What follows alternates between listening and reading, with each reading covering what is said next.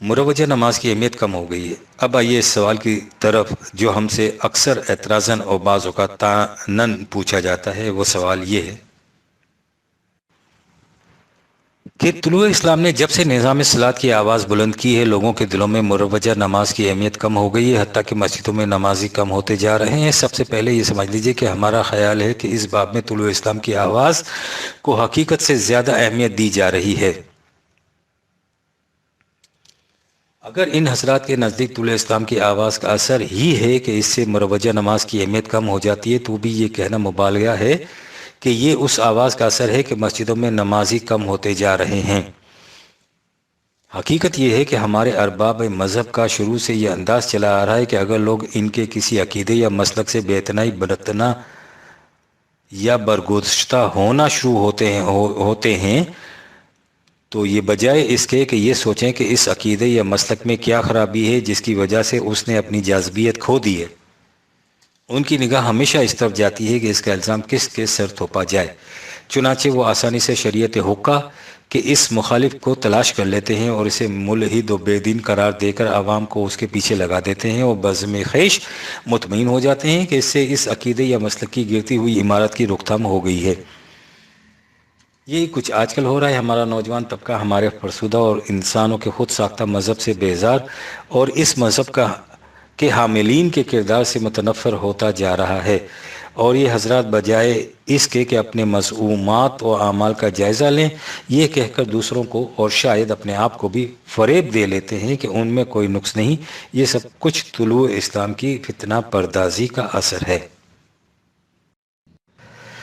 بات یہ ہے کہ مذہب ہو یا زندگی کا کوئی اور گوشہ، انسان ان اعمال پر جن کا کوئی نتیجہ سامنے نہ آتا ہو صرف اسی وقت تک کاربند رہ سکتا ہے جب تک اس کے دل میں یہ کاوش پیدا نہ ہو کہ میں جو کچھ کر رہا ہوں اس کا بالآخر نتیجہ کیا ہے۔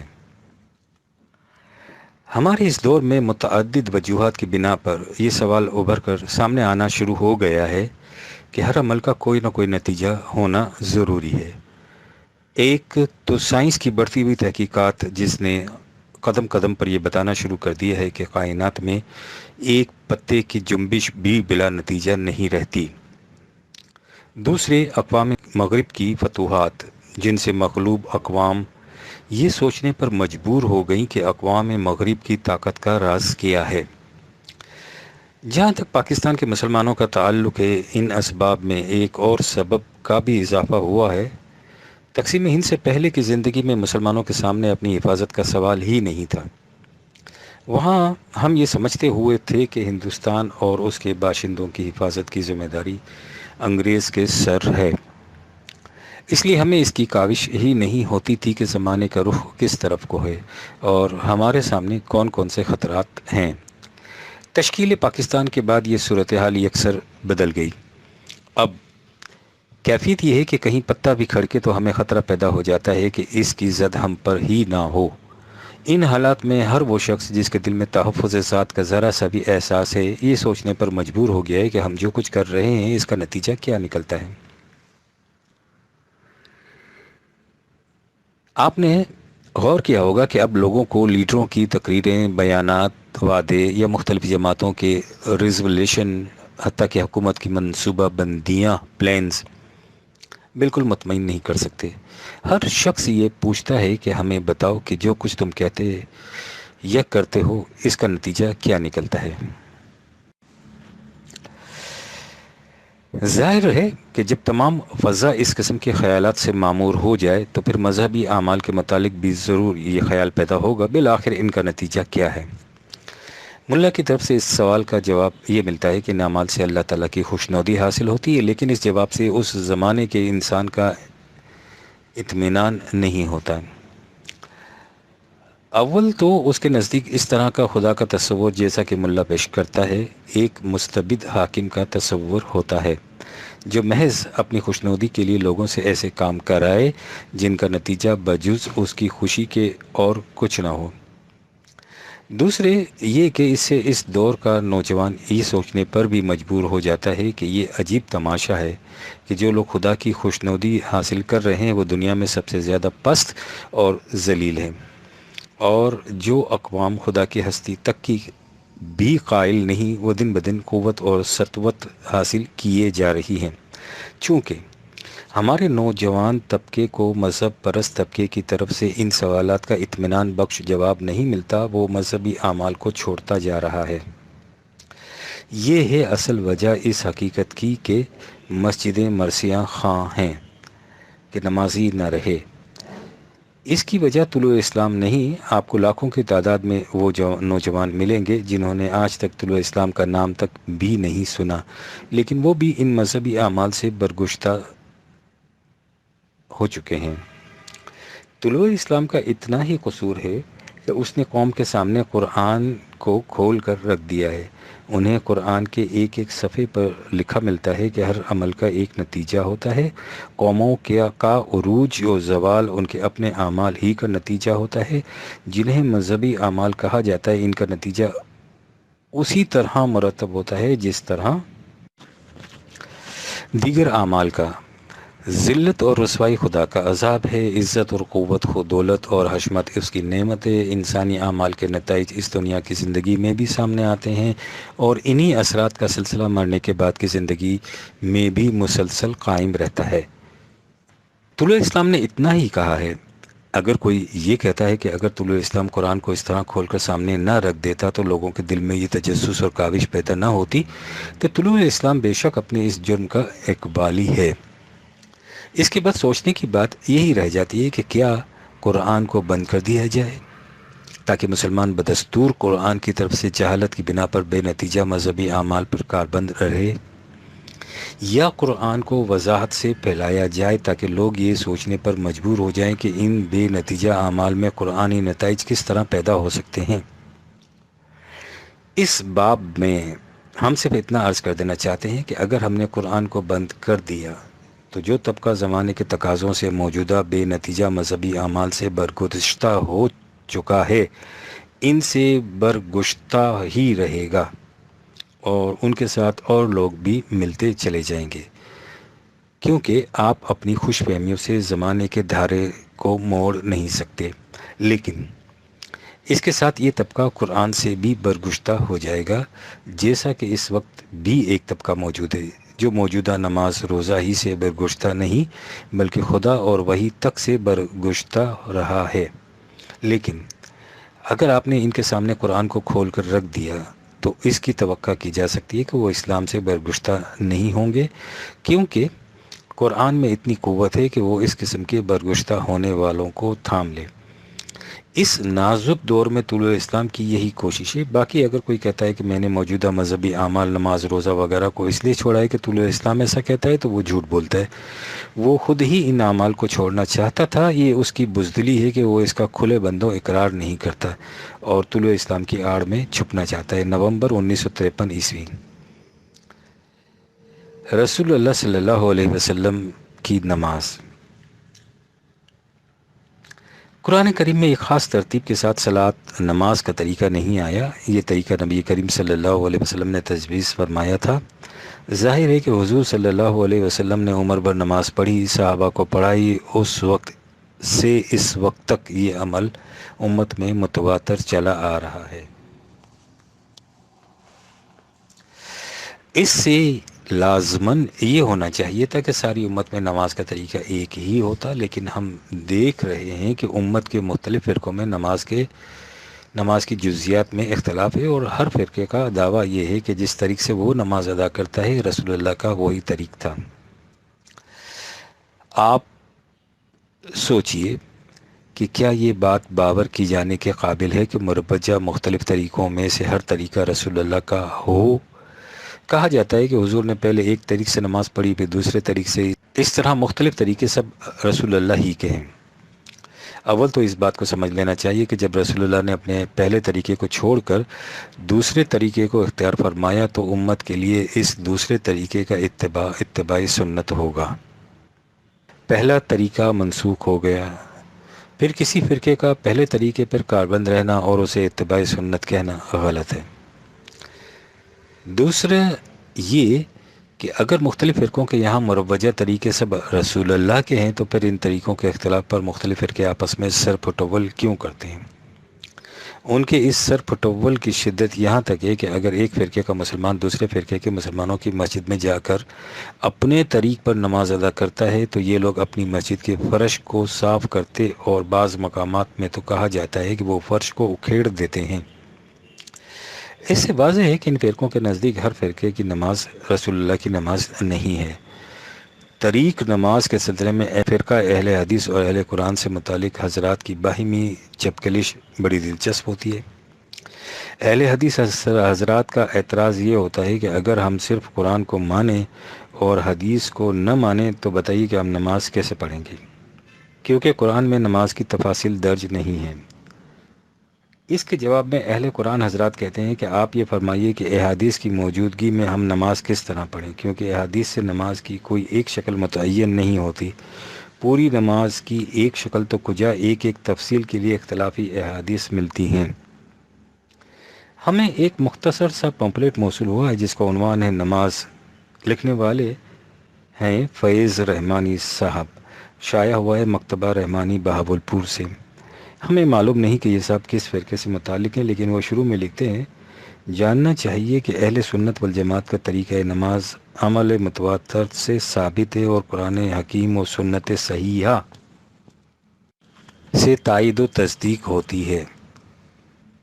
نماز کے اختلافات، لیکن اس کے بعد وہ لکھتے ہیں کہ احادیث میں جن کا سلسلہ جلیل القدر صحابہ رضوان اللہ تعالی اجمعین اور واجب الاحترام صحابیات رضی اللہ تعالی عنہم تک منتبہ ہوتا ہے اور جن کے سب راوی ثقہ اور معتبر بیان کیے جاتے ہیں، نماز کے متعلق ایسی تفاصیل ملتی ہیں جو ایک دوسرے سے نہیں ملتی۔ مثلاً ترمذی میں روایت ہے کہ رسول اللہ صلی اللہ علیہ وسلم تکبیر تحریمہ کے وقت شانوں تک ہاتھ اٹھاتے تھے۔ ابو داؤد میں روایت ہے کہ رسول اللہ صلی اللہ علیہ وسلم تکبیر تحریمہ کے وقت کانوں کی لو تک ہاتھ اٹھاتے تھے۔ مسلم میں روایت ہے رسول اللہ صلی اللہ علیہ وسلم تکبیر تحریمہ کے بعد نماز کو الحمدللہ رب العالمین سے شروع کرتے تھے۔ بخاری میں روایت ہے کہ رسول اللہ صلی اللہ علیہ وسلم تکبیر تحریمہ کے بعد فاتحہ سے قبل اللہم باعدنی بینی دعا پڑھتے تھے۔ ابو داؤد میں ہے کہ رسول اللہ تکبیر کے بعد فاتحہ سے قبل اعوذ باللہ من الشیطان الرجیم پڑھتے تھے۔ نسائی میں روایت ہے رسول اللہ صلی اللہ علیہ وسلم تکبیر تحریمہ کے بعد فاتحہ سے قبل ان صلاتی و نسکی یہ پڑھتے تھے۔ نسائی میں دوسری روایت ہے رسول اللہ صلی اللہ علیہ وسلم تکبیر تحریمہ کے بعد فاتحہ سے قبل انی وجہت وجہی للذی یہ پڑھتے تھے۔ ترمذی اور ابن ماجہ میں روایت ہے کہ رسول اللہ صلی اللہ علیہ وسلم تکبیر تحریمہ کے بعد فاتحہ سے قبل سبحانک اللہم ثنا پڑھتے تھے۔ ترمذی، ابو داؤد، نسائی میں روایت ہے کہ رسول اللہ صلی اللہ علیہ وسلم نے صرف تکبیر تحریمہ کے وقت ہاتھ اٹھائے کانوں تک، پھر بار بار رفع دین نہیں کیا۔ ساری نماز میں بخاری و مسلم میں روایت ہے رسول اللہ صلی اللہ علیہ وسلم نماز شروع کرتے وقت دونوں ہاتھ مونڈوں تک اٹھاتے تھے اور رکوع کے بعد بھی رفع دین کرتے تھے۔ سنن امام شافعی اور مسند احمد بن حنبل میں روایت ہے رسول اللہ صلی اللہ علیہ وسلم نماز میں بحالت قیام سینے پر ہاتھ باندھتے تھے۔ موطا امام مالک میں روایت ہے رسول اللہ صلی اللہ علیہ وسلم ہاتھ چھوڑ کر نماز پڑھتے تھے۔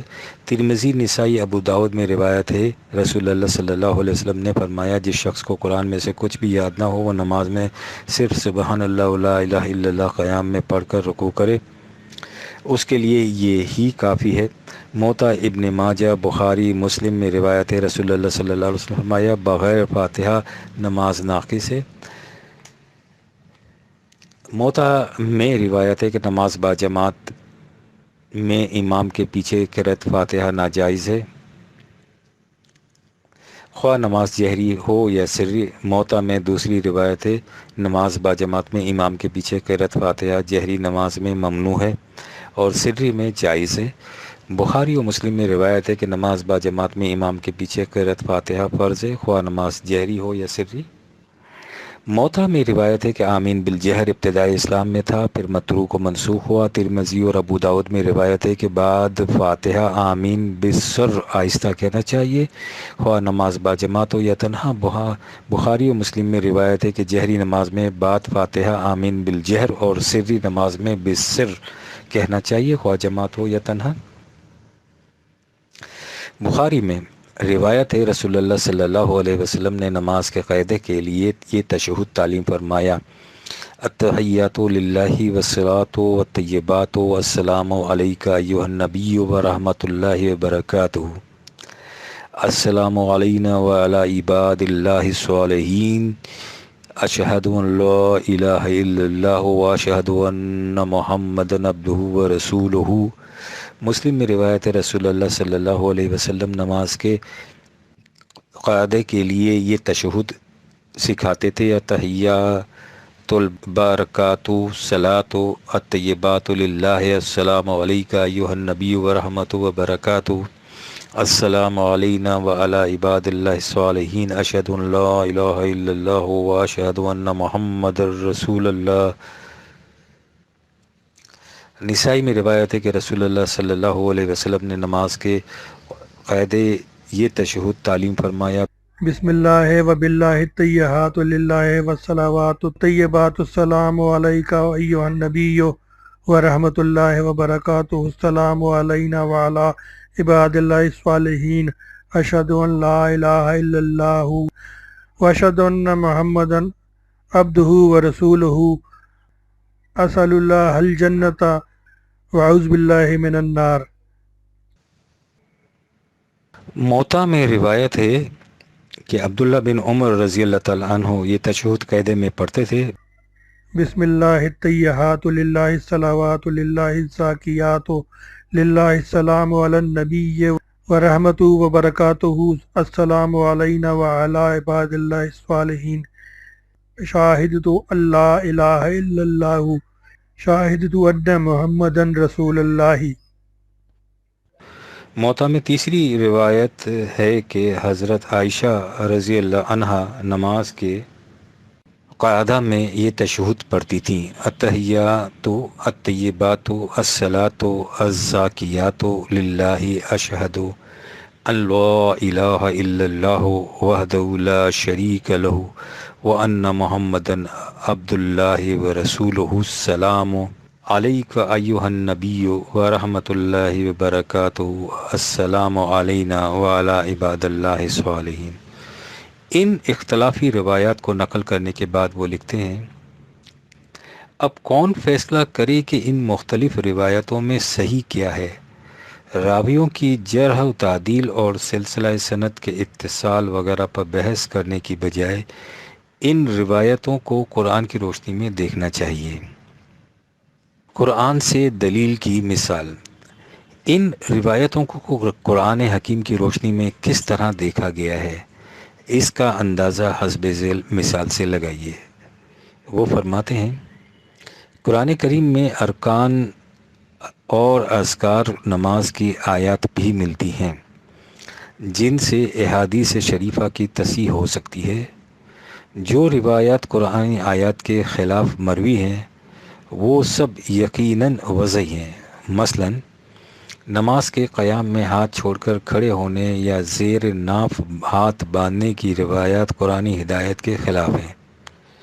حضرت موسیٰ علیہ السلام کو حکم ہوا تھا کہ گریبان میں ہاتھ ڈالو، اس لوکو یدا کا فی جئی بی کا، اس کے ساتھ ہی یہ حکم بھی تھا کہ ایک ہاتھ سے دوسرے کو پکڑو، وَدُمُمْ إِلَيْكَ جَنَاحَكَ مِنَ الرَّهْبِ، سینے پر اس طرح ہاتھ باندھو کہ ایک ہاتھ سے دوسرا ہاتھ پکڑے رہو باادب ہو کر۔ آپ نے غور فرمایا کہ نماز میں سینے پر ہاتھ باندھنے کی تائید کون سی آیت قرآنی سے حاصل کی گئی ہے؟ اس آیت سے جس کا صلاۃ سے دور کا بھی کوئی تعلق نہیں۔ یہ سورہ قصص کی آیت ہے جس میں حضرت موسیٰ علیہ السلام سے کہا گیا ہے: اس لک یدا کا فی جیبی کا تخرج بیضاء من غیر سوء وَاضْمُمْ إِلَيْكَ جَنَاحَكَ مِنَ الرَّهْبِ فَذَانِكَ بُرْهَانَانِ مِنْ رَبِّكَ إِلَى فِرْعَوْنَ وَمَلَائِهِ إِنَّهُمْ كَانُوا قَوْمًا فَاسِقِينَ۔ اس کا لفظی ترجمہ یہ ہے کہ اپنا ہاتھ اپنے گریبان میں ڈال، وہ بغیر کسی عیب کے سفید ہو کر نکلے گا۔ اور خوف میں اپنا بازو اپنی طرف ملا لیں۔ یہ دو روشن دلیلیں تیرے رب کی طرف سے فرعون اور اس کے سرداروں کی طرف ہیں، وہ نافرمان لوگ ہیں۔ اس آیت سے یہ نتیجہ نکالنا کہ خدا نے مسلمانوں کو حکم دیا ہے کہ نماز میں ہاتھ سینے پر باندھا کرو، معاف بفرمایت قرآن سے دل لگی کرنا ہے۔ یہ دلیل بالعموم فرقہ اہل قرآن کی طرف سے پیش کی جاتی ہے، اور اگر ہم غلطی نہیں کرتے تو مولانا عبداللہ چکڑالوی مرحوم نے اسی کو بطور دلیل پیش کیا ہے۔ حقیقت یہ ہے کہ نہ تو قرآن کریم نے صلاۃ کی ان تفاصیل کا ذکر کیا ہے، اور نہ ہی نماز کی کوئی واحد شکل احادیث کی روح سے متعین ہو سکتی ہے۔ اگر ایسا ہو سکتا تو ہمارے مختلف فرقوں میں نماز کی تفاصیل میں اختلاف کیوں ہوتا؟ درآن حال یہ کہ تمام فرقے اپنی اپنی تفاصیل کی سند میں احادیث پیش کرتے، اور سب اپنی اپنی احادیث کو صحیح اور دوسروں کی احادیث کو ضعیف قرار دیتے ہیں۔ ان اختلافات کے رفع کرنے کی آج کوئی شکل نہیں ہے، اس کی ایک ہی شکل ہے، اور وہ یہ ہے کہ امت میں پھر سے خلافت علی منہاج رسالت کا احیاء ہو جائے، جس کی بنیاد قرآن کریم کے محفوظ اور غیر متبدل آئین پر ہو۔ اس نظام کو اس کا حق پہنچے گا کہ وہ امت کے اختلافات کا فیصلہ کر کے ان میں پھر سے اس قسم کی وحدت فکر و عمل پیدا کرے جیسی وحدت عہد محمد رسول اللہ والذی معاہ رضی اللہ تعالی عنہم میں تھی۔ جب تک ایسا نہ ہو، امت میں جو طریقے رائج چلے آ رہے ہیں انہیں اعلیٰ حال ہی رہنے دیا جائے۔ ان میں کسی قسم کی تبدیلی پیدا کرنا امت میں مزید تفرقے کا موجب ہوگا، اور تفرقہ قرآن کی روح سے شرک ہے۔ طلوع اسلام کی یہی دعوت اور یہی پکارے 1959 عیسوی۔ عمل متواتر۔ لاہور سے ایک دردمند مسلمان جن کی ساری عمر ملت کی غمخواری میں گزری ہے لکھتے ہیں، آپ کوشش کرتے ہیں اور آپ کی یہ کوشش بڑی نیک ہے، الحمدللہ، اللہ آپ کو اس کی جزا دے کہ مسلمان اپنے اختلافات اور فرقوں کو چھوڑ کر پھر سے ویسی امت واحدہ بن جائیں جیسی رسول اللہ کے زمانے میں تھی۔ لیکن میری سمجھ میں تو یہ بات نہیں آ سکی کہ یہ کیسے ممکن ہوگا۔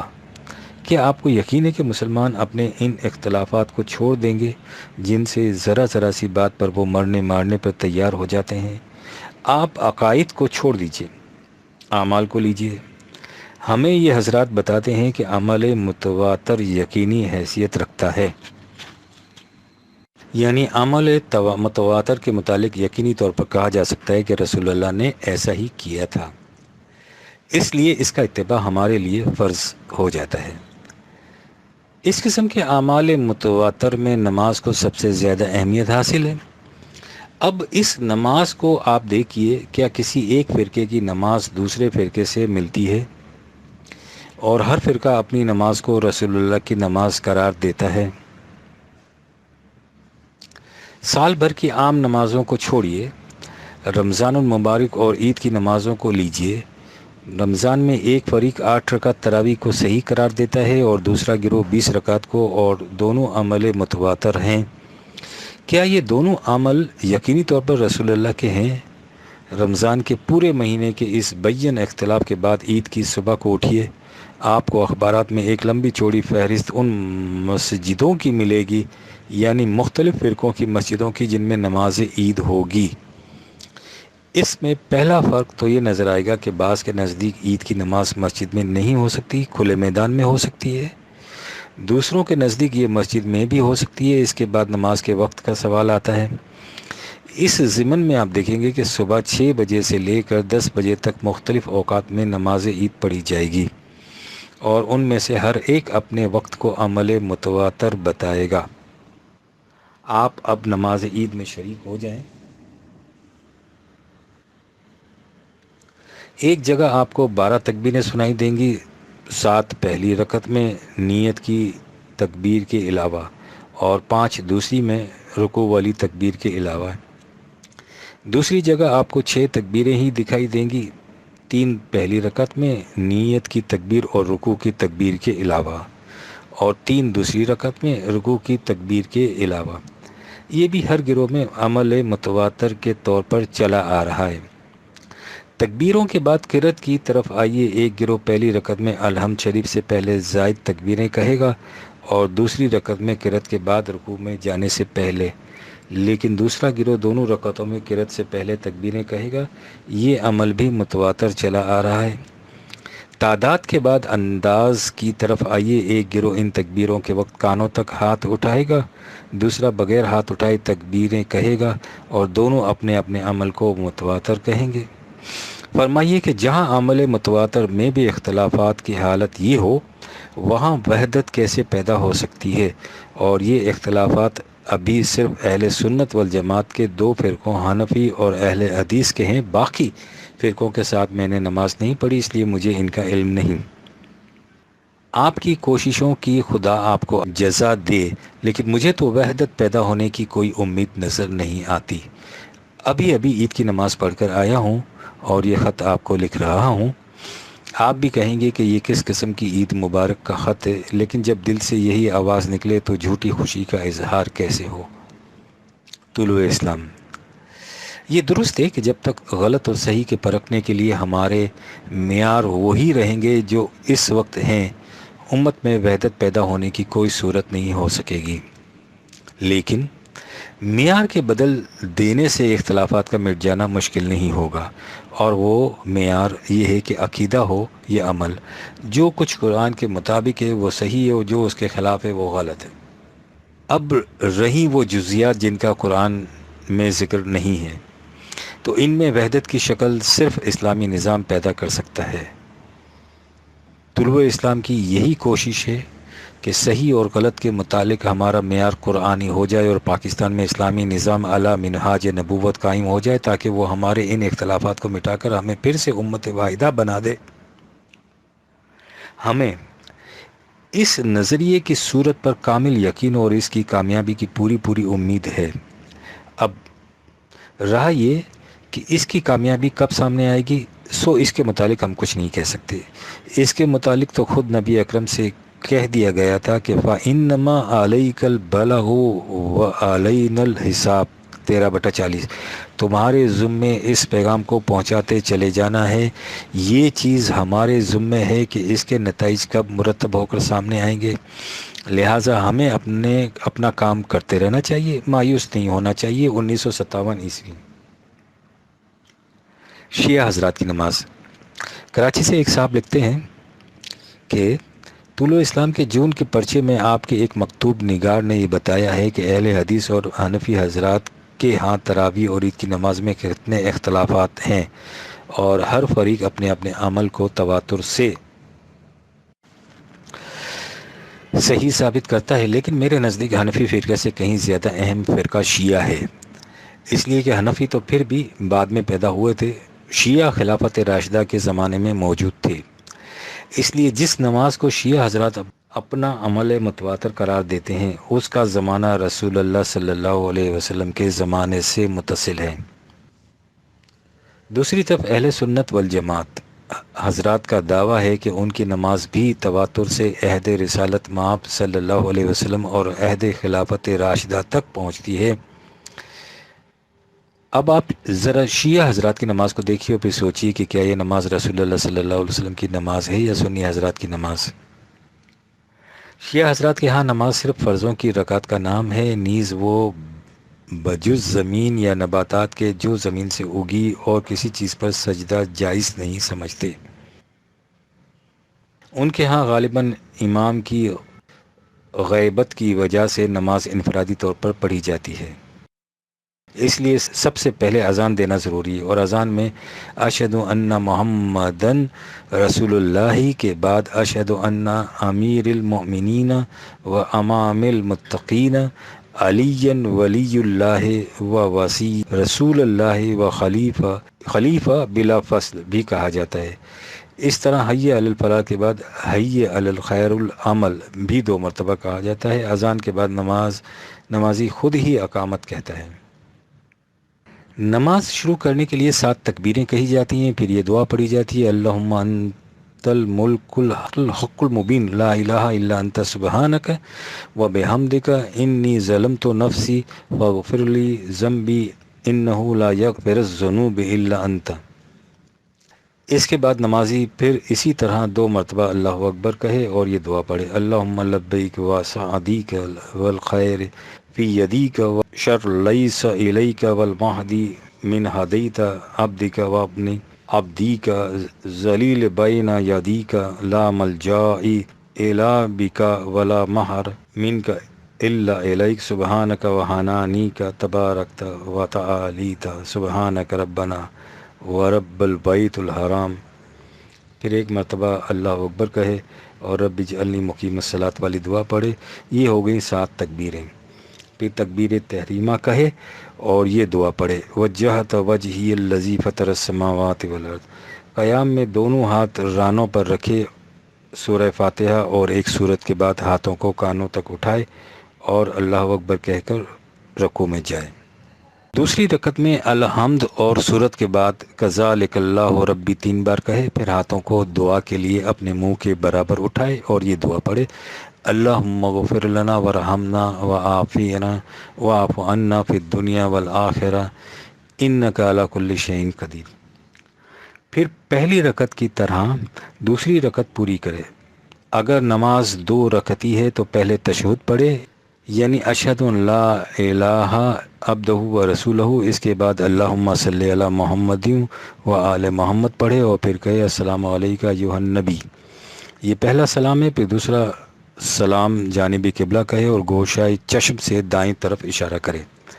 اگر نماز 3 یا 4 رکعت کی ہو تو تیسری رکعت میں الحمد کے بعد 3 بار یہ تسبیح پڑھے، سبحان اللہ والحمد للہ وَإِلَٰهَ إِلَّا اللَّهُ وَاللَّهُ اکبر استغفر اللہ۔ اس طرح رکعتیں پوری کر کے تشہد اور سلام کے بعد 3 بار اللہ اکبر کہے، اس سے نماز ختم ہو جائے گی۔ واضح رہے کہ اگرچہ نماز اکیلے اکیلے پڑھی جاتی ہے لیکن قرأت بآواز بلند ہوتی ہے۔ جہاں تک اوقات صلاۃ کا تعلق ہے، ظہر کا وقت اس وقت تک رہتا ہے جب کہ غروب آفتاب میں 5 رکعتوں کا وقت باقی رہے، یعنی 4 رکعتیں ظہر کی پڑھ لی جائیں اور 1 رکعت عصر کی۔ عصر کی باقی 3 رکعتیں غروب آفتاب کے بعد پڑھ لی جائیں تو جائز ہے۔ اسی طرح مغرب و عشاء کا وقت نصف شب تک ہے، بشرط یہ کہ نصف شب میں 4 رکعتوں کا وقت باقی رہے، یعنی 3 مغرب کی اور 1 رکعت عشاء کی پڑھی جا سکے۔ عشاء کی باقی 3 رکعتیں نصف شب کے بعد بھی پڑھی جا سکتی ہیں۔ فرضوں کے علاوہ نماز نافلہ میں نماز ظہر سے پہلے 8 رکعتیں اور عصر سے پہلے 8 رکعتیں پڑھی جائیں۔ جمعے کی نماز باوجہ غائبت امام علیہ السلام سے ساکت ہے، لیکن بعض کے نزدیک نماز جمعہ کو نماز ظہر کے بدلے ادا کیا جا سکتا ہے۔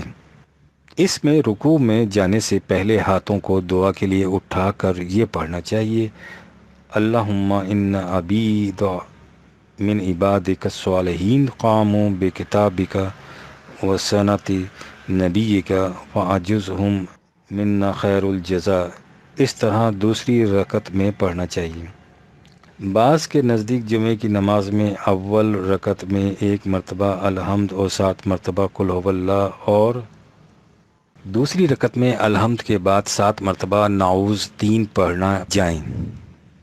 سلام کے بعد 7 مرتبہ آیت الکرسی، اس طرح 8 رکعتیں پوری کی جائیں۔ ان نمازوں کے علاوہ ہر مہینے کی مختلف تاریخوں میں اور بھی کئی نمازیں آتی ہیں جس میں یوم نوروز کی نماز خاص اہمیت رکھتی ہے۔ اگر آپ دیکھنا چاہیں کہ شیعہ حضرات کی نماز میں اور سنی حضرات کی نماز میں کتنا فرق ہے تو آپ کسی صاحب سے کہیں کہ وہ اوپر کے طریق کے مطابق نماز پڑھے، صاف نظر آ جائے گا کہ دونوں میں کس قدر فرق ہے۔ اب سوال یہ ہے کہ آیا رسول اللہ صلی اللہ علیہ وسلم اس طرح نماز پڑھتے تھے جس طرح شیعہ حضرات پڑھتے ہیں، یا اس طرح جس طرح سنی حضرات پڑھتے ہیں؟ دعویٰ دونوں کا یہی ہے کہ رسول اللہ ان کی سی نماز پڑھتے تھے، اور دونوں نمازیں مسلمانوں میں متواتر چلی آ رہی ہیں۔ ایک بات اور بھی قابل غور ہے کہ ہمارے مختلف فرقے مختلف طور پر نماز پڑھتے ہیں، اور کوئی دوسرے کے متعلق یہ نہیں کہتا کہ اس نے ایک نئی قسم کی نماز ایجاد کر رکھی ہے۔ اس کی نماز کو بھی وہی نماز سمجھا جاتا ہے جسے اللہ نے فرض قرار دیا ہے۔ یہ تمام حضرات ان مختلف نمازوں کو گواہ کرتے ہیں، لیکن اگر آج کوئی شخص نماز میں کوئی ایسی حرکت کرے گا جو ان فرقوں میں سے کسی کے ہاں نہ پائی جاتی ہو تو اسے یہ حضرات الحاد اور بے دینی اور فتنہ قرار دینے لگ جاتے ہیں۔ بالفاظ دیگر، ہر وہ اختلاف جس سے ہمارے مولوی صاحبان مانوس ہو چکے ہیں عین دین ہے، لیکن کوئی ایسی بات جس سے یہ مانوس نہیں وہ فتنہ ہے۔ مثلا حنفی 20 رکعت تراویح پڑھتے ہیں اور اہل حدیث 8 رکعت، شیعہ حضرات پڑھتے ہی نہیں۔ اگر 8 رکعت پہلے سے نہ چلی آتی اور کوئی شخص آج 8 رکعت تراویح شروع کر دیتا تو آپ دیکھتے کہ حنفی حضرات اسے کس طرح دین میں فتنہ قرار دے دیتے، لیکن اب یہ حضرات اسے فتنہ نہیں کہتے، حالانکہ ظاہر ہے کہ دونوں میں سے ایک ہی عمل رسول اللہ صلی اللہ علیہ وسلم کا ہو سکتا ہے، جیسا کہ ہر گروہ ثابت کرنے کی کوشش کرتا ہے۔ طلوع اسلام کا مسلک بالکل صحیح نظر آتا ہے کہ اگر قرآن کریم کی بنیادوں پر خلافت علی منہاج النبوت قائم ہو جائے تو پھر یہ اختلافات مٹ سکتے ہیں، اس کے سوا امت کی وحدت کی کوئی صورت پیدا نہیں ہو سکتی۔ اور چونکہ اسلام اور فرقہ بندی ایک دوسرے کی نقیض ہیں، اس لیے اسلام وہیں قائم ہو سکتا ہے جہاں امت میں وحدت ہو۔ اگر آپ مجھے لا تقنطو من رحمت اللہ کے خلاف جانے والا قرار نہ دیں تو میرے خیال میں امت واحدہ والاسلام تو شاید کسی ایسی قوم ہی میں قائم ہو سکے گا جو صرف قرآن کی بنیادوں پر اسلام لائے، ورنہ یہ ممکن نظر نہیں آتا کہ ہمارے موجودہ فرقے یہ اختلافات چھوڑ دیں۔ ہاں، خلافت کے قیام کی بات اور ہے۔ طلوع اسلام، یہ خط بیشتر معلومات پر مبنی ہے۔ ہم سمجھتے ہیں کہ قرآن کی بنیادوں پر جہاں بھی خلافت علی منہاج النبوت قائم ہو گئی وہاں اختلافات مٹ جائیں گے۔ ایسی خلافت کے قیام میں سب سے بڑی رکاوٹ ہمارے مولوی صاحبان ہیں، جن میں سے کوئی بھی اپنے فرقے کی نسبت سے بلند ہو کر اپنے آپ کو صرف مسلمان کہنے کے لیے کبھی تیار نہیں ہوتا۔ یہی وجہ ہے کہ یہ ہر داعی الی القرآن کو ملحد، بے دین اور نہ جانے کیا کیا قرار دیتے ہیں، کیونکہ وہ فرقہ بندی کو از روئے قرآن شرک سمجھتا ہے۔ 1957 عیسوی، اردو زبان میں نماز، نمبر 1۔ اخبارات سے اطلاع ملی ہے کہ لاہور میں ایک تحریک بدیع غرض شروع ہوئی ہے کہ نماز عربی زبان کی بجائے اردو زبان میں پڑھی جائے۔ سوال یہ ہے کہ قرآنی نقطہ نگاہ سے یہ خیال کیسا ہے؟ ظاہر ہے کہ نماز میں جو کچھ پڑھا جاتا ہے اس کا بیشتر حصہ قرآن کریم پر مشتمل ہے، لہٰذا یہ سوال سمٹ کر یہاں آ جاتا ہے کہ کیا قرآن عربی زبان کی بجائے اردو زبان میں پڑھا جا سکتا ہے؟ یا بالفاظ دیگر، کیا قرآن کا ترجمہ اردو یا کسی اور زبان میں، حتیٰ کہ خود عربی زبان کے اور الفاظ میں قرآن کہلا سکتا ہے؟ اس سوال کا کھلا ہوا دو ٹوک جواب تو یہ ہے کہ قرآن اپنے الفاظ میں خدا کی طرف سے نازل شدہ وحی ہے، اور ان الفاظ کی جگہ اور الفاظ خواہ وہ عربی زبان ہی میں کیوں نہ ہو کبھی قرآن نہیں کہلا سکتے۔ لیکن اس ضمن میں بعض گوشوں سے مجھے جو خطوط موصول ہوئے ان سے مترشح ہوتا ہے کہ بعض لوگوں کے دل میں یہ خیال ہے کہ خدا کی طرف سے نبی اکرم صلی اللہ علیہ وسلم کی طرف قرآن کا مفہوم وہی ہوا تھا، جو کہ ایک غلط خیال ہے۔ چونکہ حضور کے اولین مخاطب عرب تھے، اس لیے آپ نے اس مفہوم کو ان لوگوں کی زبان میں بیان فرما دیا، لہٰذا جن لوگوں کی زبان عربی نہیں وہ اگر قرآن کے مفہوم کو اپنی زبان میں ادا کر لیں تو یہی قرآن کا بدل ہو جائے گا۔ یہ ہے وہ غلط تصور جس کے ازالے کے لیے میں نے ضروری سمجھا ہے کہ اس نقطے پر ذرا تفصیل سے گفتگو کی جائے، ورنہ جہاں تک اس سوال کا تعلق ہے کہ نماز اردو زبان میں پڑھی جا سکتی ہے یا نہیں، اس کا جواب تو ایک لفظ میں دیا جا سکتا ہے، یعنی نہیں۔ علامہ اقبال نے اپنے خطبات میں لکھا ہے کہ یہ بحث کہ قرآن کا صرف مفہوم قلب نبوی صلی اللہ علیہ وسلم پر وحی ہوا تھا یا اس کے الفاظ بھی، ہماری تاریخ میں ایک مرتبہ مسئلہ خلق قرآن کے سلسلے میں بڑی شدید بحث کا موضوع بن گیا تھا، لیکن ایک تو اس زمانے میں اس مسئلے کی نوعیت کچھ مختلف تھی، دوسرے جن لوگوں نے اب سوال اٹھایا ہے وہ قدامت پرست طبقے سے نہیں بلکہ جدید تعلیم یافتہ گروہ سے متعلق ہیں۔ اس لیے مناسب یہی ہے کہ ان سے ان کی زبان میں گفتگو کی جائے تاکہ ان کے سامنے حقیقت واضح طور پر آ جائے۔ وحی کا انکار۔ ہمارے جدید تعلیم یافتہ گروہ میں کچھ تو وہ ہیں جو یہ سمجھتے ہیں کہ قرآن کریم خود نبی اکرم صلی اللہ علیہ وسلم کے اپنے خیالات و تصورات کا مجموعہ ہے، لیکن چونکہ آپ صلی اللہ علیہ وسلم نابغائے جینیس واقع ہوئے تھے، اس لیے ایک جینیس کی طرح آپ معاذ اللہ یہی سمجھتے تھے کہ آتے ہیں غیب سے یہ مضامین خیال میں۔ ان لوگوں سے صرف اتنا کہہ دینا کافی ہے کہ اس قسم کا خیال وحی اور قرآن کا کھلا ہوا انکار ہے، جس کے بعد کوئی شخص اپنے آپ کو مسلمان نہیں کہہ سکتا۔ قرآن خدا کی طرف سے نازل شدہ وحی ہے جس میں نبی اکرم صلی اللہ علیہ وسلم کے اپنے خیالات و تصورات کا کوئی دخل نہیں۔ دوسرا طبقہ ان لوگوں کا ہے جو جیسا کہ پہلے کہا گیا یہ سمجھتے ہیں کہ قرآن کے خیالات تو خدا کی طرف سے القا ہوتے تھے، لیکن ان خیالات کو حضور بیان اپنے الفاظ میں فرماتے تھے۔ یہی وہ طبقہ ہے جو سر دست ہمارا مخاطب ہے، جنہیں سب سے پہلے یہ بتانا ضروری ہے کہ خیالات اور الفاظ میں باہمی تعلق کیا ہوتا ہے۔ علامہ اقبال نے ضرب کلیم میں جان و تن کے عنوان کے ماتحت کہا ہے: ارتباط حرف و معنی اختلاط جان و تن، جس طرح اخگر قبا پوش اپنی خاکستر سے ہے۔ اس شعر میں انہوں نے نہایت مختصر اور مرتکز انداز سے اس فلسفیانہ بحث کو سمو دیا ہے جس کی روح سے اس اہم سوال کو حل کرنے کی کوشش کی جاتی ہے کہ لفظ اور خیال کا باہمی تعلق کیا ہے۔ اس سوال کو انہوں نے اپنے خطبہ اول میں بھی ضمنی طور پر چھیڑا ہے۔ وہ اس ضمن میں لکھتے ہیں: مبہم اور بے زبان احساس فیلنگز اپنے مقصود تک پہنچنے کے لیے تخیل آئیڈیا کی شکل اختیار کرتا ہے، اور تخیل اپنا لباس آپ بن کر لفظ کی صورت میں مرئی طور پر سامنے آ جاتا ہے۔ یہ کہنا محض استعارہ نہیں کہ تخیل اور لفظ دونوں احساس کے بطن سے بیک وقت پیدا ہوتے ہیں، یہ منطقی انداز فہم کا نقص ہے جو یہ تصور کرتا ہے کہ تخیل اور تلفظ ایک دوسرے کے بعد پیدا ہوتے ہیں اور اس طرح اپنے لیے آپ مشکلات پیدا کر لیتا ہے۔ ڈاکٹر آر ایم بک اپنی مشہور کتاب کاسمک کانشسنس میں تصور، کانسیپٹ اور لفظ کے باہمی تعلق کے سلسلے میں لکھتا ہے: ہر لفظ کے لیے ایک تصور ہوتا ہے اور ہر تصور کے لیے ایک لفظ۔ ایک دوسرے سے الگ رہ کر ان کا وجود ہی باقی نہیں رہ سکتا۔ کوئی نیا لفظ مورز وجود میں نہیں آ سکتا جب تک وہ کسی کے تصور کے اظہار کا ذریعہ نہ ہو، اور کوئی نیا تصور پیدا نہیں ہو سکتا جب تک اس کے ساتھ ہی اس کے اظہار کے لیے ایک نیا لفظ وجود میں نہ آ جائے۔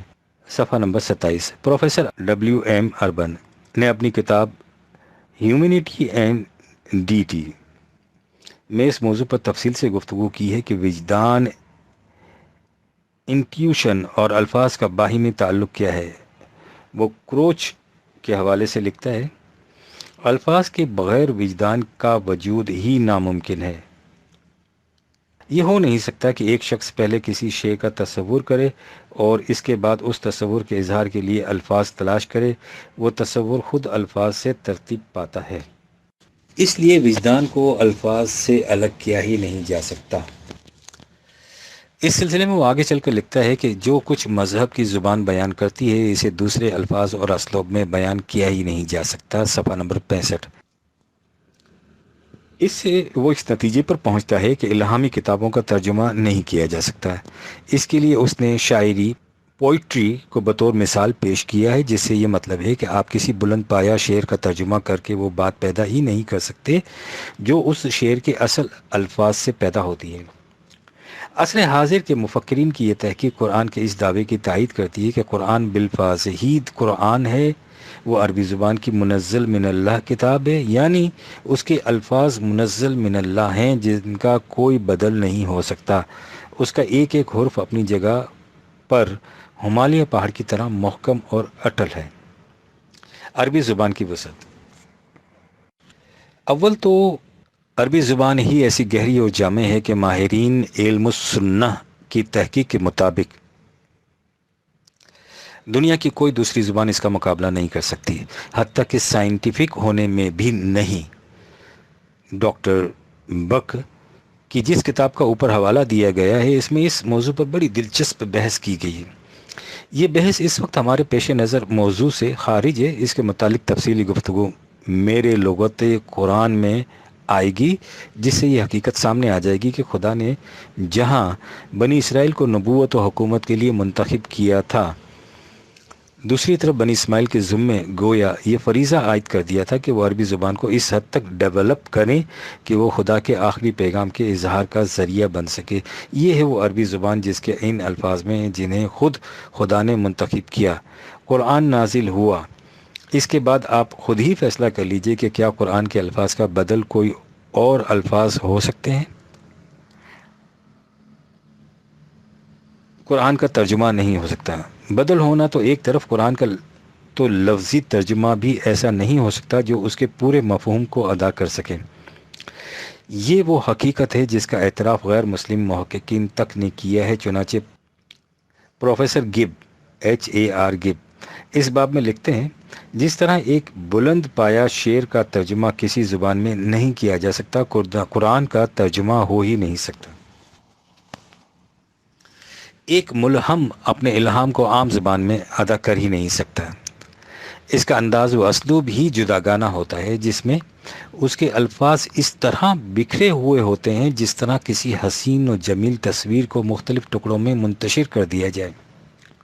ظاہر ہے کہ ان ٹکڑوں سے اصل تصویر کو سامنے لانے کے لیے ضروری ہے کہ اس کی ہر لکیر کے پیچ و خم اور اس کے رنگوں کے لطیف و نازک فرق کا ایک طویل مدت تک نہایت غور و خوض سے مطالعہ کیا جائے، لیکن یہ معاملہ تصویر کے خطوط و الوان ہی کا نہیں، بات اس سے کہیں آگے ہے۔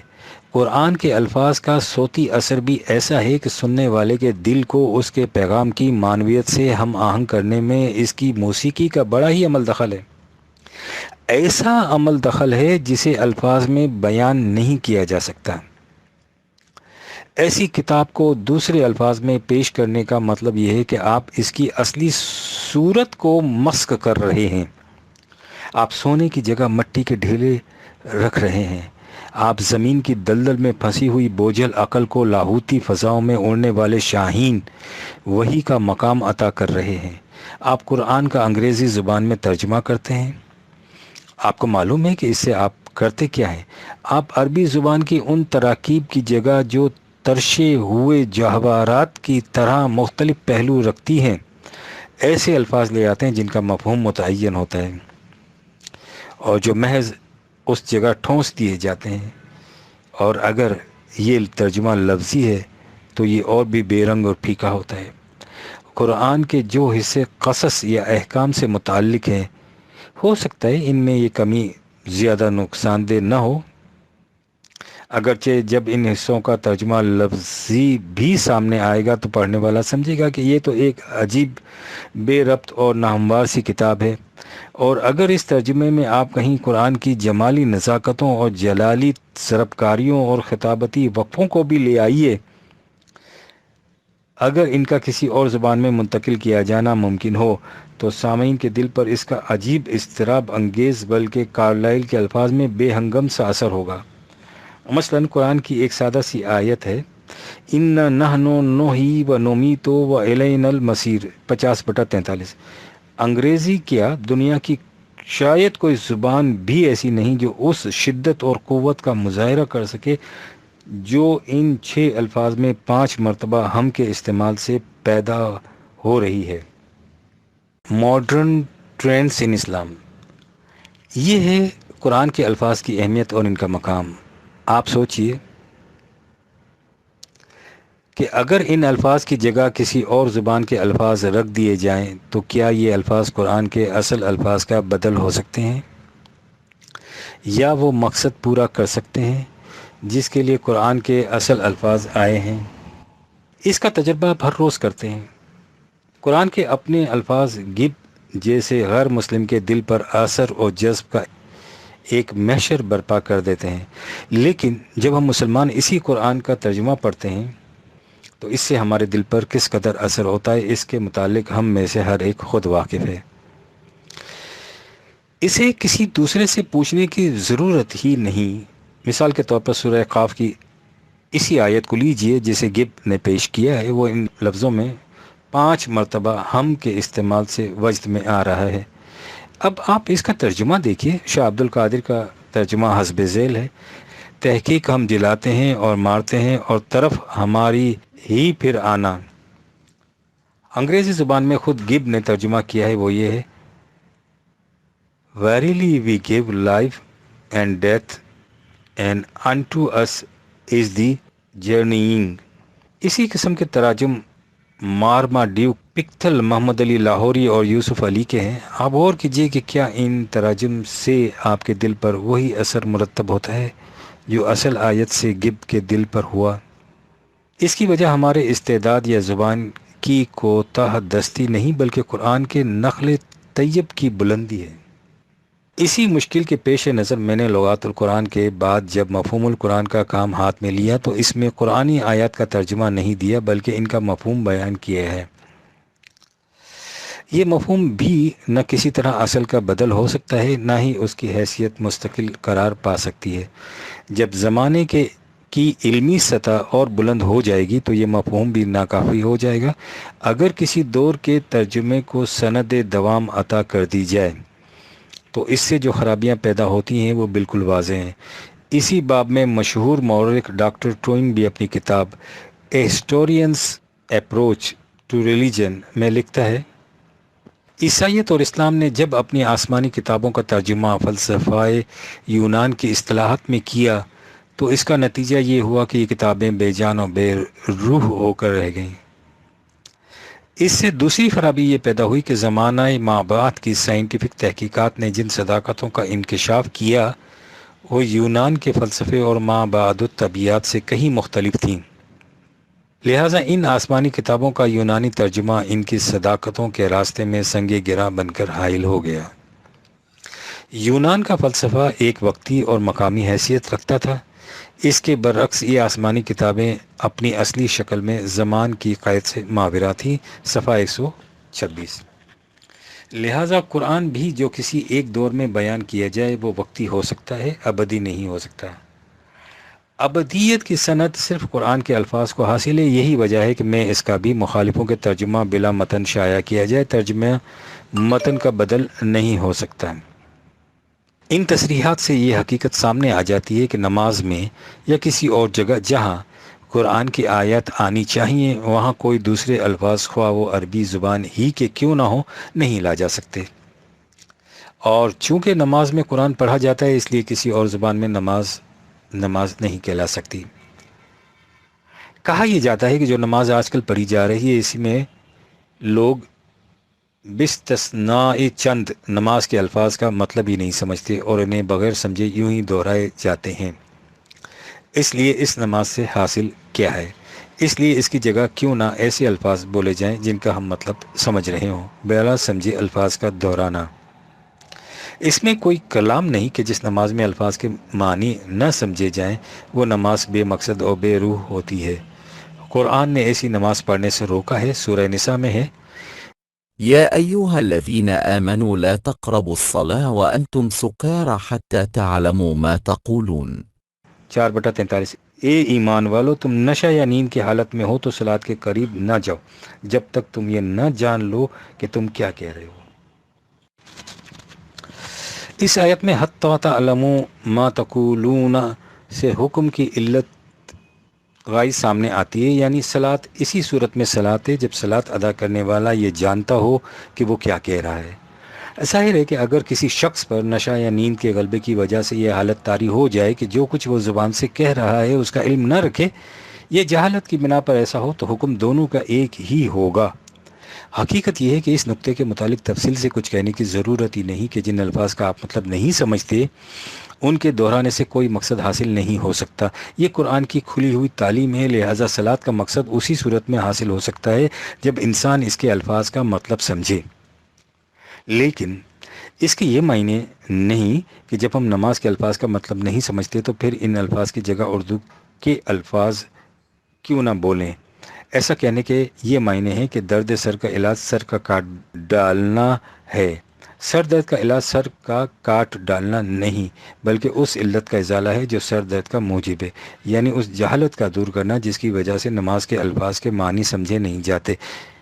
بنا بری کرنے کا کام یہ ہے کہ ہم حکومت پر زور ڈالیں کہ ملک میں ابتدائی تعلیم مفت اور لازمی ہو۔ ابتدائی تعلیم میں نماز کے الفاظ کے ساتھ ان کا مفہوم بھی بتایا اور یاد کرایا جائے۔ ثانوی سے آخر تک عربی زبان لازمی قرار دی جائے۔ اس سے نماز بھی بے معنی نہیں رہے گی اور قرآن بھی سمجھ میں آ جائے گا۔ عربی اردو نماز، یہ بھی کہا جاتا ہے کہ ایسا کیوں نہ کر لیا جائے کہ نماز میں عربی الفاظ کے ساتھ ساتھ اردو ترجمہ دہرایا دیا جائے۔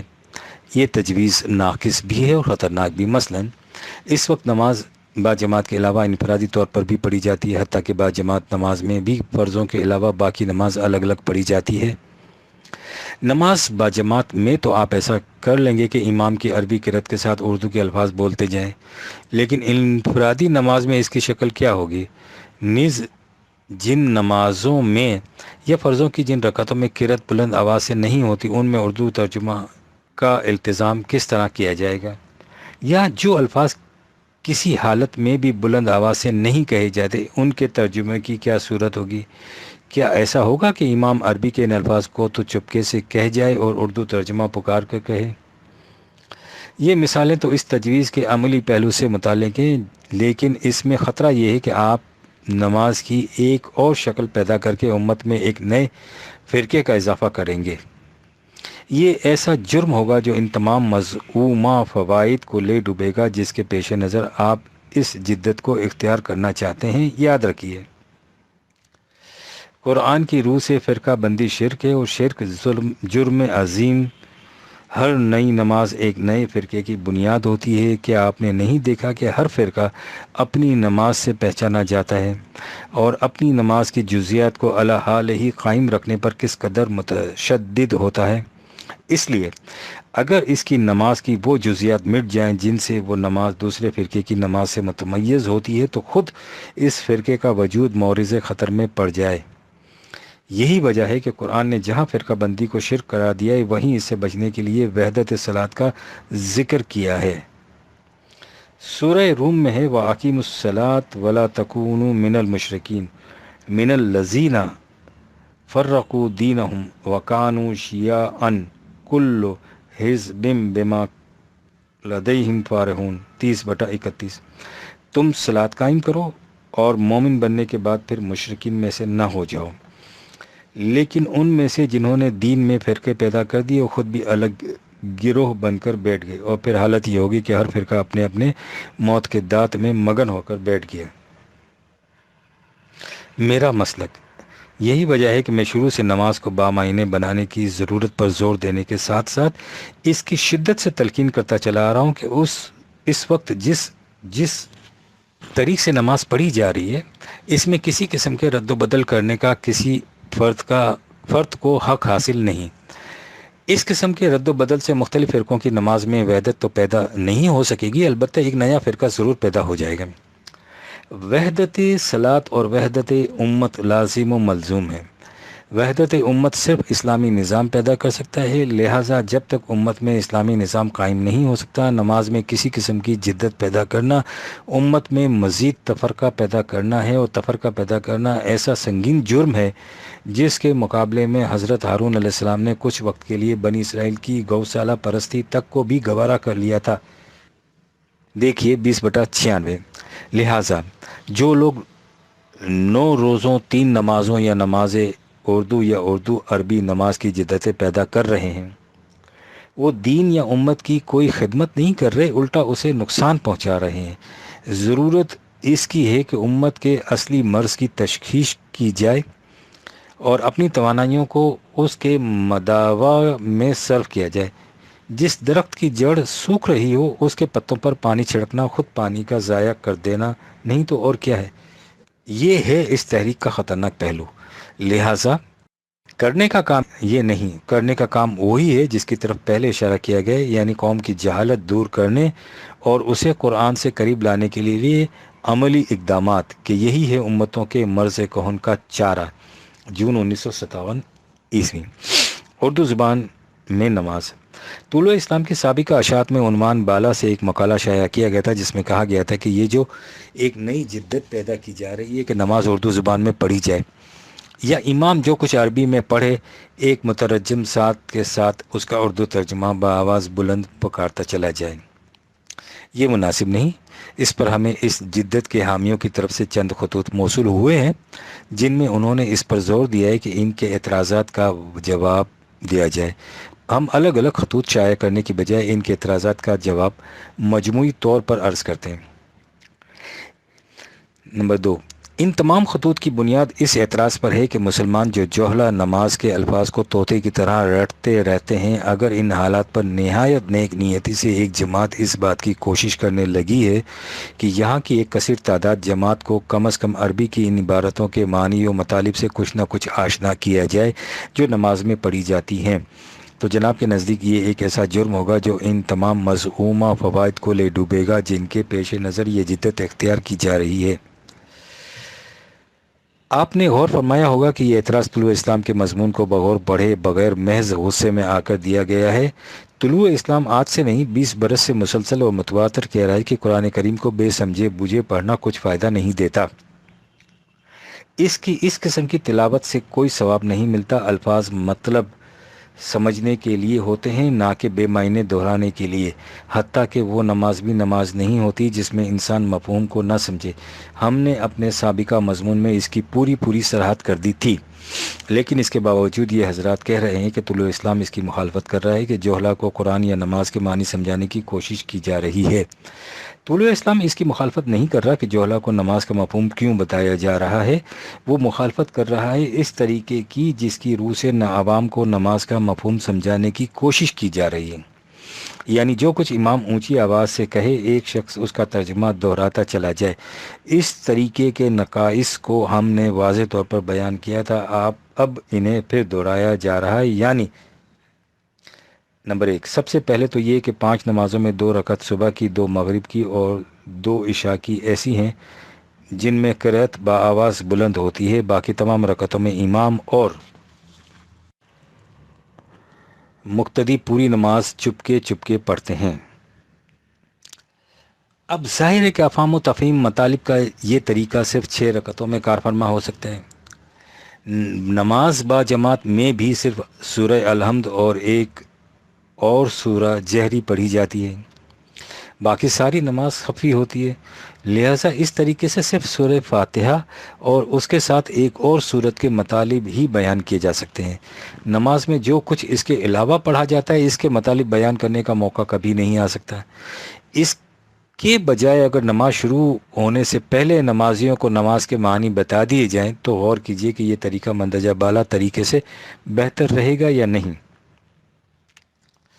اس جدت کے متعلق ہم نے سب سے بڑا خطرہ یہ بیان کیا تھا کہ اس سے ایک اور فرقہ پیدا ہو جائے گا، اس لیے کہ نماز میں اختلاف مختلف فرقوں کا امتیازی نشان ہے۔ اس کے جواب میں کہا گیا کہ جب طلوع اسلام مسلمانوں کی موجودہ فرقوں کو گوارا کر رہا ہے تو ان میں اگر ایک اور فرقہ کا اضافہ ہو جائے گا تو کون سی قیامت آ جائے گی۔ ان حضرات کو کون بتائے کہ طلوع اسلام موجودہ فرقوں کو اس لیے گوارا کر رہا ہے کہ اسے ان فرقوں کے مٹانے پر قدرت حاصل نہیں، اس کے نزدیک فرقہ پرستی شرک ہے، لہٰذا جب وہ دیکھے کہ اس شرک میں ایک نیا اضافہ ہو رہا ہے تو کیا اس کے خلاف آواز اٹھانا جرم ہے؟ حیرت ہے کہ لوگ غصے میں کس قسم کی باتیں کر جاتے ہیں۔ یہ بھی کہا گیا ہے کہ جب طلوع اسلام یہ کہتا ہے کہ مختلف فرقے جس انداز سے نماز پڑھتے رہیں تو پھر ایک اور قسم کی نماز پر کیوں اعتراض کیا جاتا ہے؟ طلوع اسلام مختلف فرقوں سے یہ کہتا ہے کہ وہ اپنے اختلافات کو باہمی جنگ و قتال کا ذریعہ نہ بنائیں اگر ان میں اتنی ہمت نہیں کہ وہ خالص قرآن کی آواز کو اپنا کر اس فرقہ بندی کی لعنت سے بلند ہو جائیں تو کم از کم آپس میں امن چین سے تو رہیں، تاان کہ یہاں کبھی خلافت علی منہاج نبوت قائم ہو جائے تو ان فرقوں کی جگہ اسی طرح امت کو امت واحدہ بنا دے جس طرح یہ رسول اللہ صلی اللہ علیہ وسلم کے زمانے میں تھی۔ یہ وجہ ہے کہ ایک نئی نماز اور نئے فرقے کے تصور سے طلوع اسلام کا دل کانپ اٹھا ہے۔ کی توانم دید زاد جام سبا بشکند. میپرد رنگم حبابی گر به دریا بشکند. ایک صاحب فرماتے ہیں کہ ہم نے یہ عجیب بات لکھ دی ہے کہ قرآن کا ترجمہ ہی نہیں ہو سکتا۔ اس کے معنی یہ ہیں کہ ہم کسی غیر مسلم کو جس کی زبان عربی نہ ہو قرآن سمجھا ہی نہیں سکتے۔ ہمارے اس بھائی نے سمجھنے کی کوشش ہی نہیں کی کہ جب ہم نے کہا تھا کہ قرآن کا ترجمہ نہیں ہو سکتا تو اس کا مطلب کیا تھا۔ ہم نے کہا تھا اور اسے اب ہم دہراتے ہیں، اگر کسی ترجمے میں وہ بات پیدا نہیں ہو سکتی جو قرآن کے اصل الفاظ سے پیدا ہوتی ہے، اس لیے قرآن کا کوئی ترجمہ اصل کا بدل نہیں ہو سکتا۔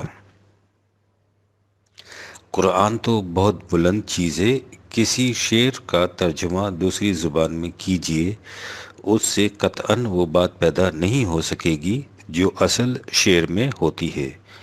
گوئٹے کا فاسٹ، شیکسپیئر کے ہیملیٹ، نیٹشے کی کتاب بقول زرتشت، حالانکہ یہ نثر کی کتاب ہے،